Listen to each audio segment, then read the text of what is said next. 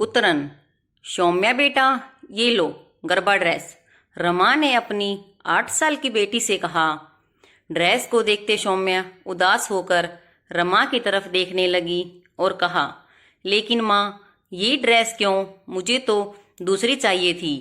रमा ने प्यार से सौम्या से कहा, लेकिन बेटा, ये भी तो अच्छा ही है, और अभी तो आपको स्कूल फंक्शन के लिए सिर्फ चाहिए। सौम्या ने ड्रेस मन मारकर पहन ली और जैसे ही तैयार होकर सौम्या बाहर आई, उसको उसके चाचा राजू ने चिढ़ाते हुए कहा, फिर से पहन ली अपनी दीदी की ड्रेस?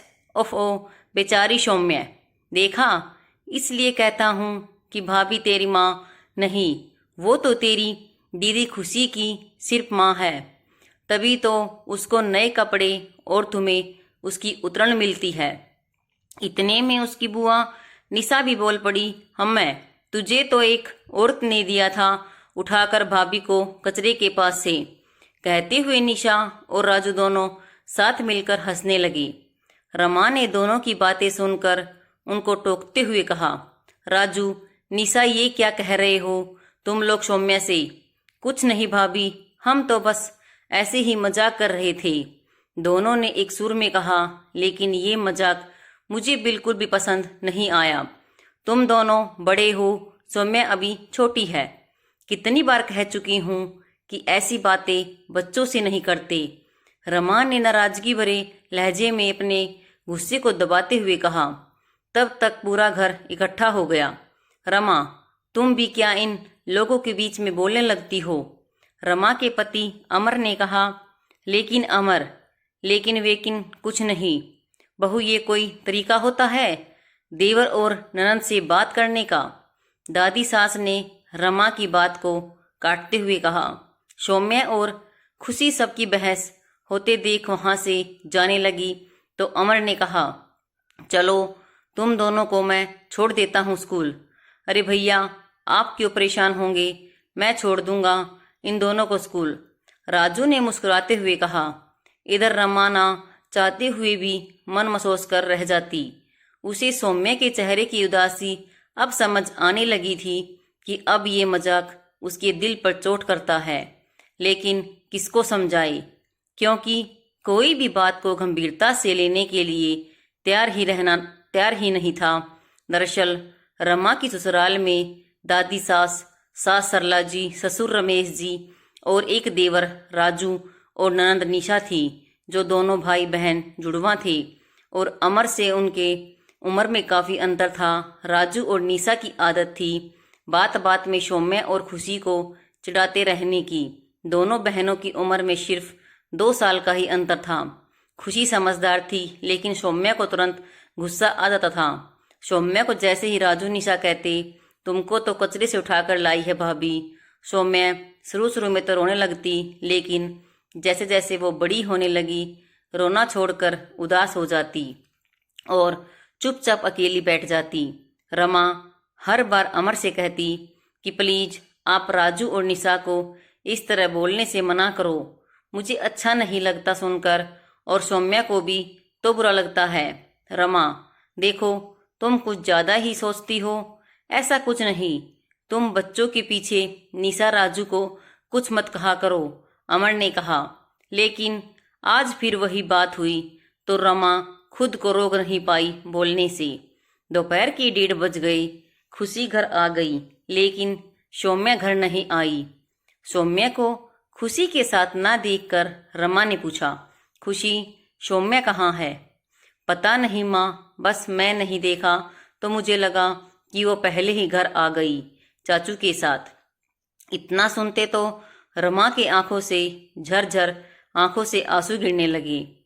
कांपते हाथों से रमा ने अमर को फोन किया और पूरी बात बताई। अमर, सौम्या घर नहीं आई, आप जल्दी से स्कूल पर आओ, मैं स्कूल जा रही हूँ। पूरे घर में मातम छा गया। रमा ने उसके आसपास नजदीकी दोस्तों के पास सब जगह ढूंढ लिया, पूछ लिया, लेकिन कहीं कुछ पता नहीं चला। स्कूल कैंपस के कमरे को भी चेक किया, लेकिन कहीं कुछ पता नहीं चल पा रहा था।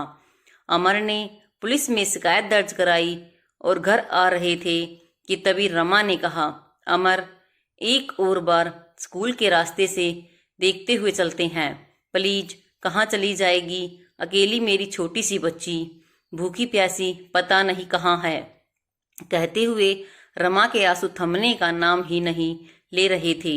अमर ने रमा को फुट फुट करता देख गाड़ी स्कूल की तरफ घुमा ली। तभी रमा की नज़र कार के लेफ्ट साइड लगे कांच पर गई। उसे सौम्या के गरबे की ड्रेस का दुपट्टा दिखाई दिया।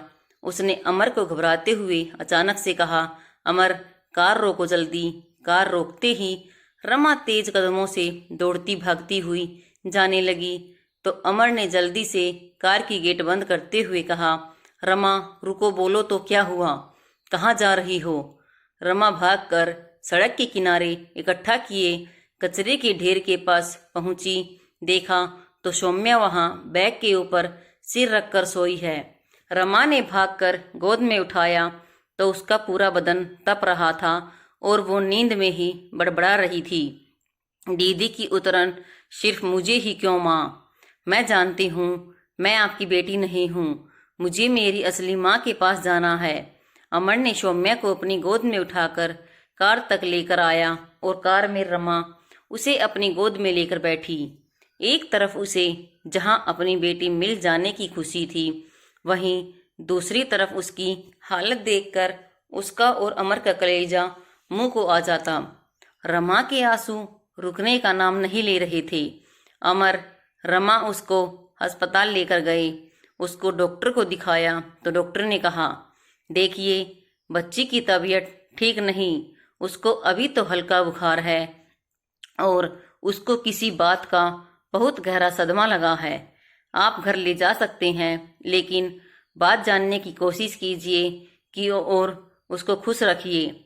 रमा ने अमर की तरफ देखते हुए कहा, देख लिया अपनी मनमानियों का नतीजा।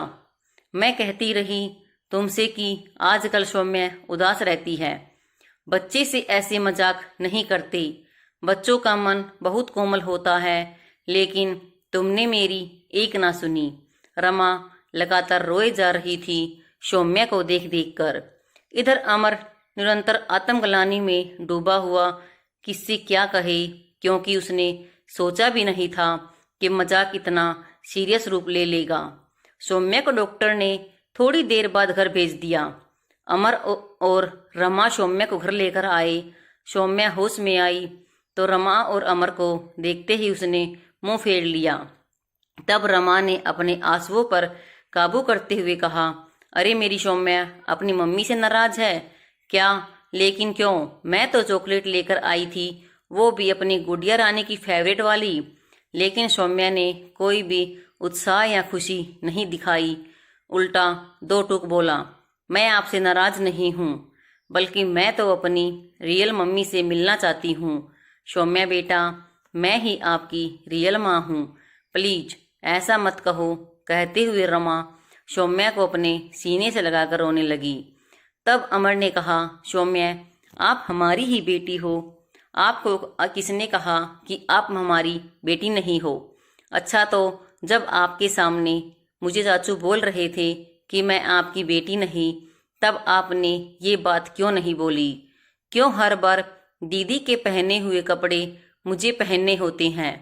जब मैंने मना किया कि मैं चाचू के साथ नहीं जाऊंगी स्कूल, आपने मुझे डांट कर क्यों भेजा? इसलिए ना, क्योंकि मैं आपकी बेटी नहीं हूँ। रमा अमर की तरफ देखने लगी और अमर निरंतर सौम्या को एकटक देखे ही जा रहा था कि जिसे वो हंसी मजाक समझ रहा था, उसको सौम्या ने हकीकत मान लिया था। तब रमा ने खुद को संभालते हुए उठकर अलमीरे से एक एल्बम निकाल कर लाई। उसमें उसके बचपन की ढेरों तस्वीर थी। रमा और अमर एक एक कर सौम्या को सारी चीजें दिखा रहे थे। फिर रमा ने कहा, सौम्या, अच्छा आप एक बात बताओ, आपको ये क्यों लगता है कि आपको हम दीदी की तरह देते हैं? आपको पता है, जब मैं छोटी थी तब तो मैं खुद ही अपनी दीदी के कपड़े पहन लिया करती थी, और दीदी भी तो आपके पहने हुए सॉक्स फ्रॉक पहनती है ना। जब आप स्कूल फंक्शन में पार्टिसिपेट करती हो तो हम रेंट पर ही कपड़े लेकर आते हैं, जानती हो क्या? क्योंकि वो कपड़े हम ज़्यादा इस्तेमाल नहीं करते तो उनके लिए हम उनको रेंट पर लेते हैं। उसी तरह लहंगा, पार्टी वियर कपड़े, कुछ ऊनी कपड़े, गरबा की ड्रेस, कुछ ऐसे कपड़े हैं जो हम सिर्फ साल में एक आध बार या कभी तो एक बार के बाद दोबारा नहीं पहने।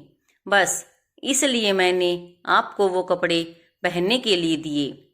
लेकिन अगर आपको ये बात इतनी खराब लगती है तो प्रॉमिस मम्मा आपको कभी भी वो कपड़े पहनने के लिए नहीं देगी। लेकिन आपको तो खुशी दीदी कितना प्यार करती है, आपके लिए चाचू और बुआ सभी से फाइट करती है। नहीं नहीं सौम्या तो सिर्फ मेरी बहन है। आपके साथ तो दीदी चॉकलेट, अपनी पेंसिल, रबर टॉय सब कुछ शेयर करती है कि पहले सौम्या लेगी फिर मैं लूँगी।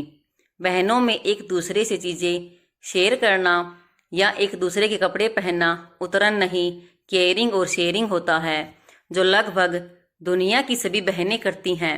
हाँ मम्मा आप सही कह रहे हो। मेरी फ्रेंड चारू ने भी अपनी दीदी की गरबा ड्रेस पहनी थी और मेरी खुशी दीदी तो मेरी वर्ल्ड बेस्ट सिस्टर है।